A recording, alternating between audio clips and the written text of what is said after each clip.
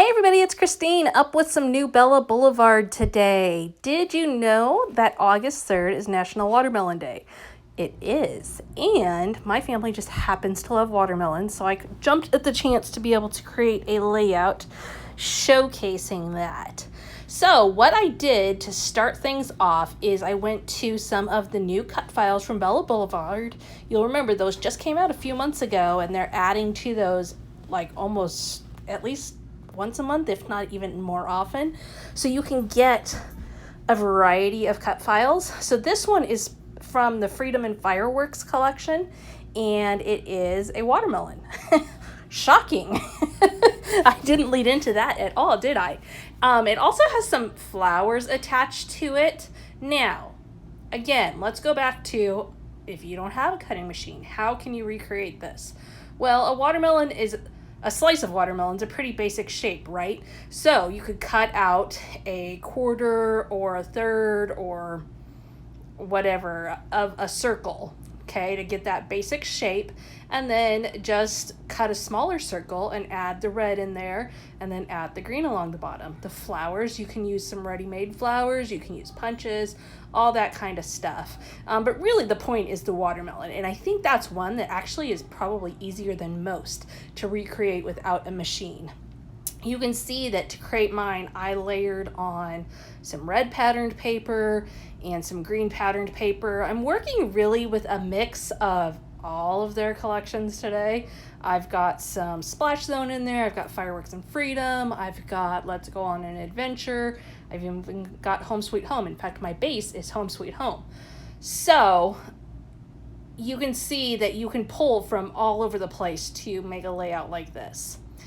Now, I did stick pretty true to the colors that they had in their original cut file because I liked them, quite honestly. I felt like they would work well with the picture that I had.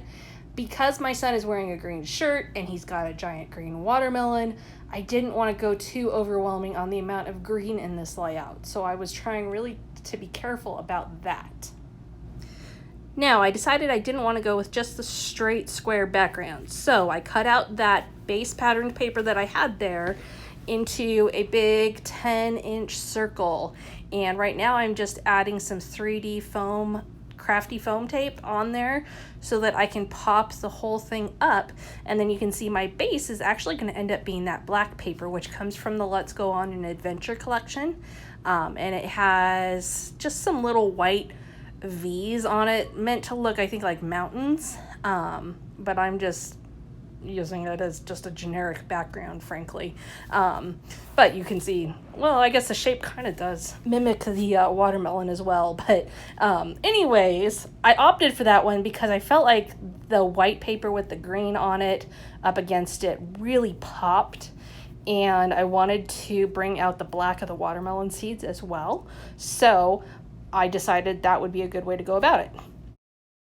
The slant of this particular cut file really lended itself towards the right-hand side of the layout and leaning that way, and so I definitely went that direction. I did kind of play around off camera to see if I could make it work in the middle or on the left or whatever, but just because of the tallness of the watermelon slice and the shortness of the flowers, it really felt like it needed to be balanced out with the picture on the right side. So I opted to just roll with that and create kind of a circular motion on this. I'm going to really work all along the bottom and bring your eye from the bottom left-hand side of the circle up to the right-hand side of the circle, and just add in a whole slew of embellishments.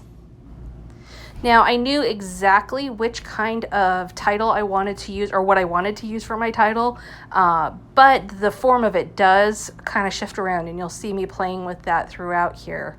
I also am going to do a little bit of outlining here and there, not a ton, but just a little bit to add some pops of black throughout the layout, as well as just drawing on some doodle stitching onto different pieces where I can. Because I am working a lot with ephemera, it has that cardstock feel to it, and it's not glossy, so it's really easy to draw onto. I opted to work primarily with flowers and hearts for my embellishing, which goes a little bit away from the boy theme, but it still works. I think especially because of the colors that I chose, it still has that really great summer feel to it. And so we rolled with it. I did think about stars at one point, but I just was really drawn to the hearts and flowers this time, so I opted to go down that route. Now, as you can see, my title is evolving, as is my embellishing. I have added in some heart hugs, which are those corrugated cardboard hearts that are just fantastic. And we have them in like every color with Bella Boulevard, so they're totally easy to coordinate with your projects. I also have switched in a script font for my title. Funny thing is, though, I'm not loving the script font either. I have the Florence Alphas, but I didn't like it completely on its own, but I didn't totally dislike it either. Same thing here. Like, it's okay, but it's not quite perfect yet. And I think part of my problem is with the word melon right now. I don't like where it's sitting in conjunction to the watermelon slice. And so I stuck it on there temporarily to just let it soak. That's something that I like to do when I can't quite come to terms with what I've created. I will set it on there and then I will walk away for a little while and I'll come back in, and sometimes I'm like, oh yeah, I do actually like that. And other times I'm like, nope, that is not working at all. So there's my little piece of advice for you. If you get stuck, step away and see if you're actually stuck or if you're just tired and you need a little break. So carrying on.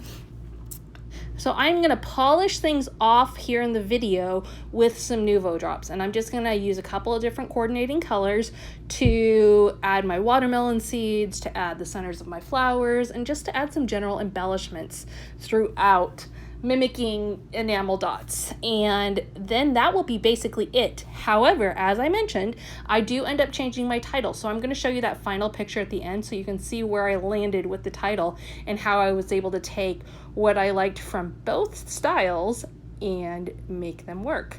So thank you so much for being here today. Please hit that subscribe button if you enjoyed this video, and be sure to keep an eye out. I will be back again real soon with some more videos for you.